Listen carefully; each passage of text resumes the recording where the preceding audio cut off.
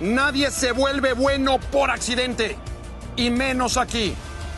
Porque el hexatlón, porque la victoria, te exigen que tengas clara tu intención. Te exigen que salgas a competir a un nivel superior todos los días. Superior que el nivel del día anterior. Te exige que te obsesiones con los pequeños detalles, con los cambios sutiles. La victoria quiere que te metas en la cabeza que los verdaderos campeones no salimos a competir de vez en cuando. Salimos a competir todos los días. Los verdaderos campeones, ganando o perdiendo, salimos a competir hasta el infinito. Y de eso se trata esta aventura. De volvernos competidores hasta el último día de nuestras vidas. Así lo exige la vida. Así lo exige este planeta. Y con ese entusiasmo, con ese mensaje,